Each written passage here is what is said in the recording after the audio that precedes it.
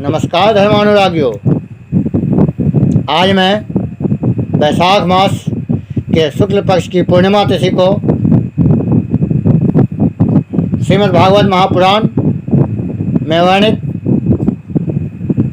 कथा महर्षि व्यास का असंतोष और भगवान के यश कीर्तन की महिमा तथा देवर्षि नारद के पूर्व चरित्र का वर्णन करता हूँ। आप लोग इसे सुने और भगवत भक्ति में संलग्न रहते हुए पुण्य की प्राप्ति करें और इस कथा का प्रचार प्रसार इस चैनल को सब्सक्राइब कर और अधिक से अधिक शेयर कर लोगों को भी इस कथा का श्रवण करने का मौका दे।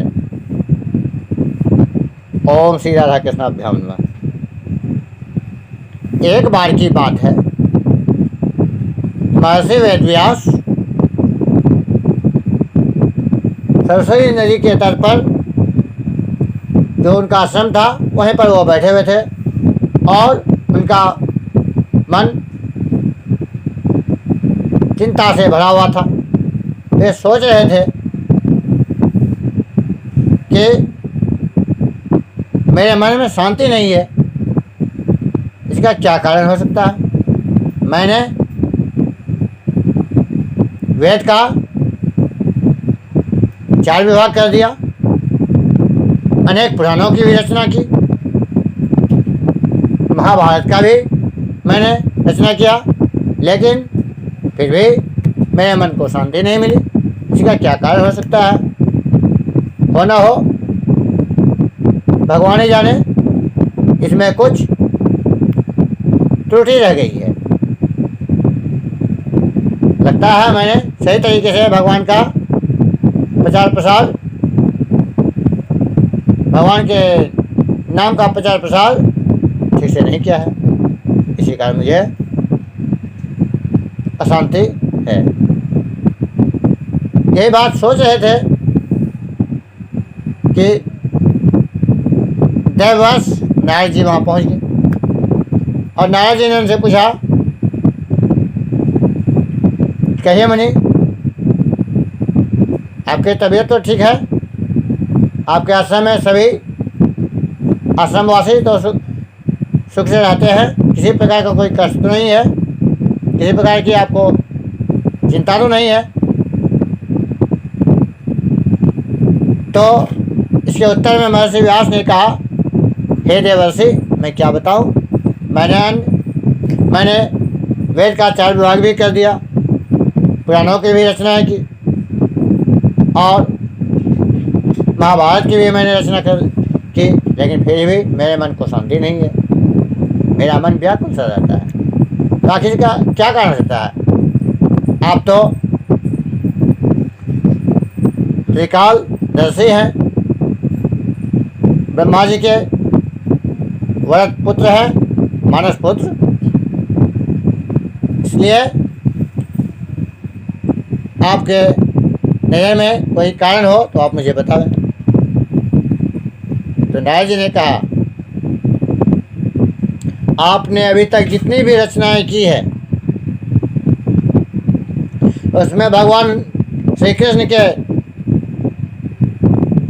चरित्र का आपने खास वर्णन नहीं किया है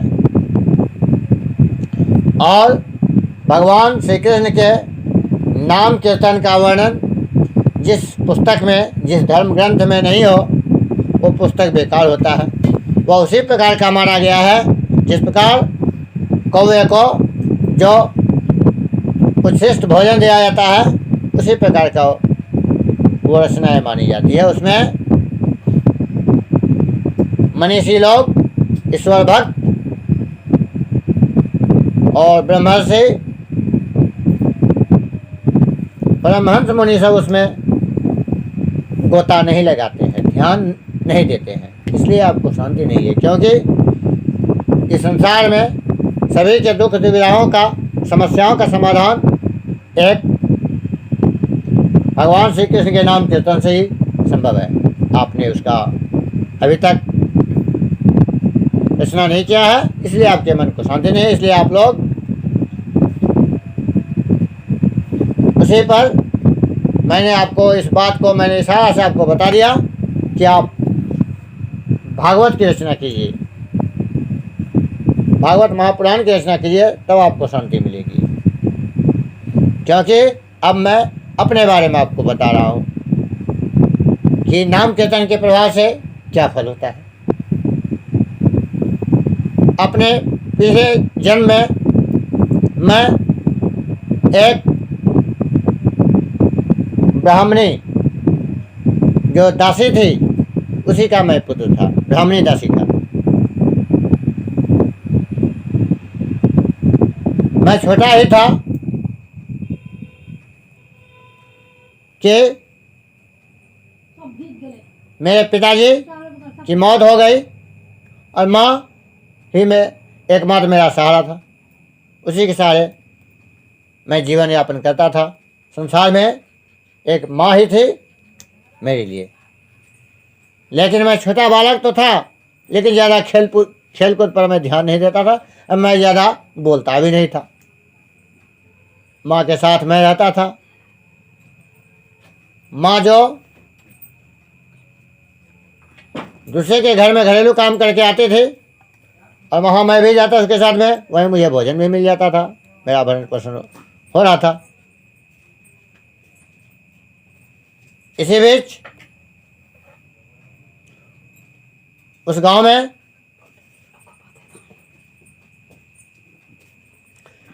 चातुर्मास के शुभ अवसर पर कुछ ऋषि मुनि आए हुए थे।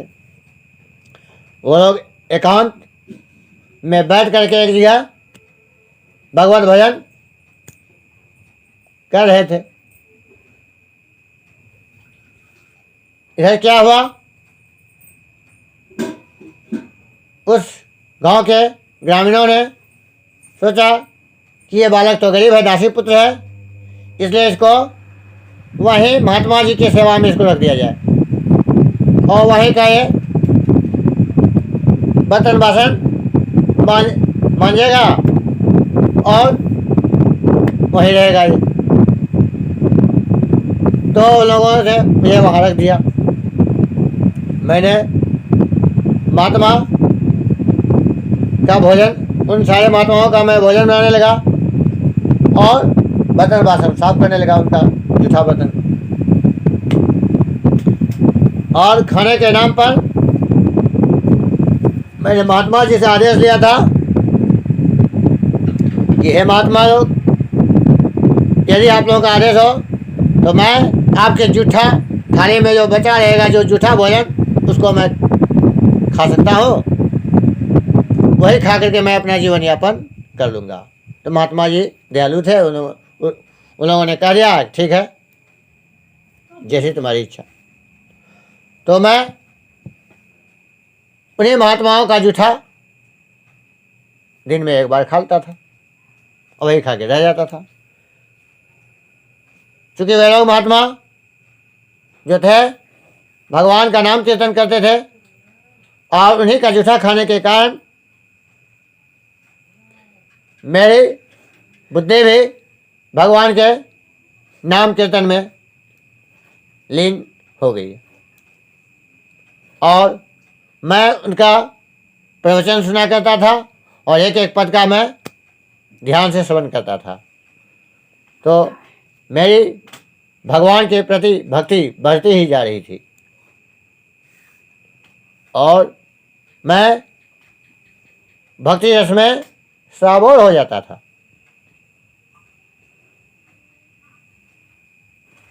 इसी बीच चातुर्मास बीत जाने के बाद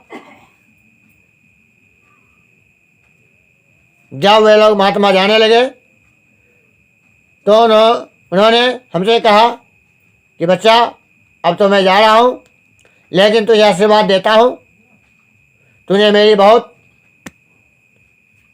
अच्छी तरीके से सेवा किया है, इसलिए मैं तुझे आशीर्वाद देता हूँ कि तुझे इसी जन्म में भगवान का दर्शन हो जाएगा। मैंने कहा कि मुझे भी साथ ले लीजिए, तो महात्मा ने कहा नहीं, अभी तुम्हारी माँ जीवित है, तुम माँ के साथ रहो, बड़ा हो जाने के बाद फिर जब हम लोग यहाँ आएंगे तो तुझे साथ ले जाएंगे, अभी नहीं। इस प्रकार वे लोग महात्मा चले गए और मैं पुनः माँ के साथ रहने लगा। एक बार की बात है, मेरी माँ गाय दूह रही थी। गाय दूहने के चक्कर में उनके पैर से सर्प टकरा गया। सर्प को ठोकर लगने के कारण सर्प ने मेरी माँ को डस लिया और मेरी माँ की मौत हो गई। जब मेरी माँ की मौत हो गई, मैं रोने लगा, क्योंकि संसार में वही एकमात्र मेरी सहारा थी, लेकिन मैं तो छोटा बालक था। रोने धोने के बाद मैं चिंतित होकर के भूखा प्यासा आगे की ओर चल दिया।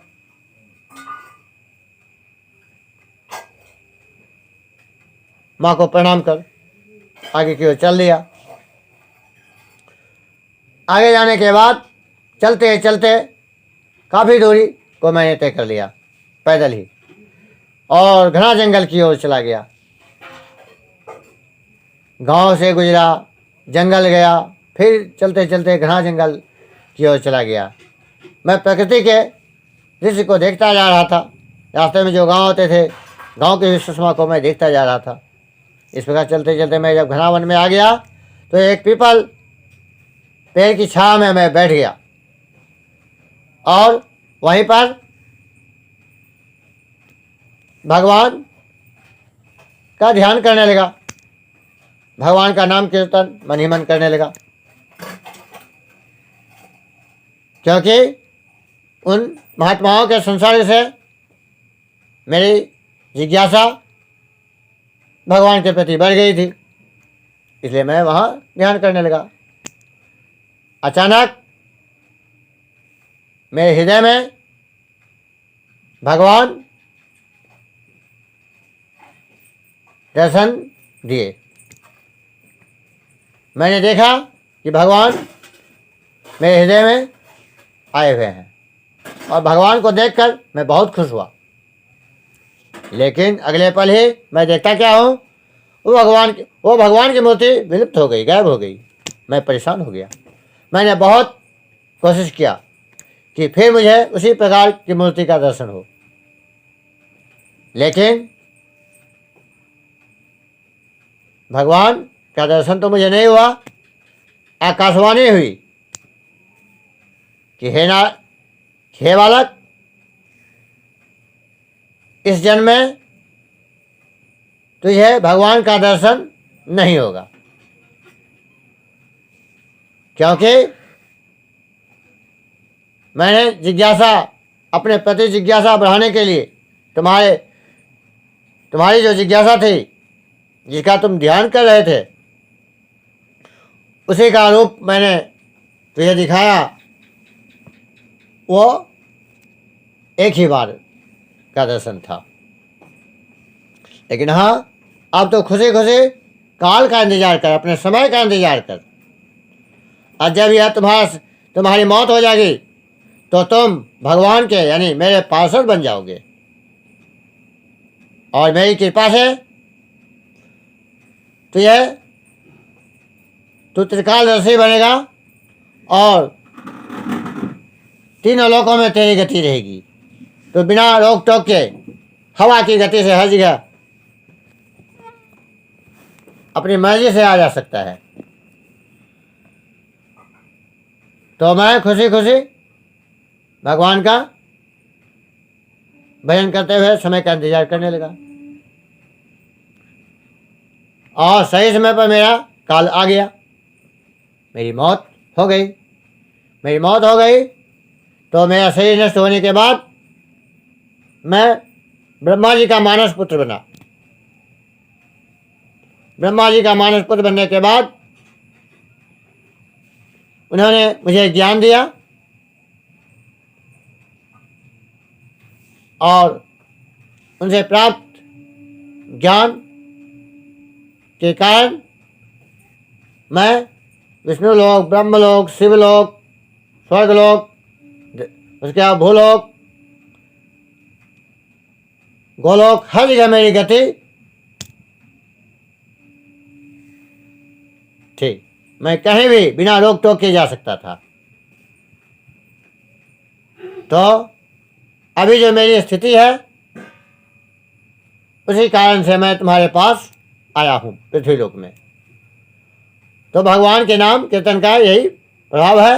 इसलिए मैंने तुझे इशारे में सारी बात बतला दी कि हे व्यासदेव, आप तो भगवान के लिए अवतार हो, इसलिए इस धरती पर आपको धर्म प्रचार करने के लिए भगवान ने भेजा है। आप उसे लिपिबद्ध करो और धर्म का प्रचार प्रसार करो। भगवान की यही इच्छा है और मैंने सारी बातें तो आपको बता दी। अब आप भागवत की रचना करें, क्योंकि उसी भागवत की रचना करने से इस संसार में जो भी इसका श्रवण करेगा, पठन, उसके बाद पठन करेगा, इसके नाम कीर्तन को जपेगा, उसके सभी प्रकार की विघ्न बाधाओं का शमन होगा और उसके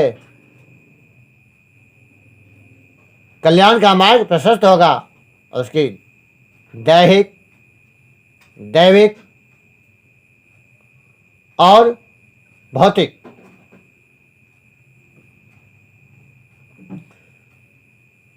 तापों का शमन होगा।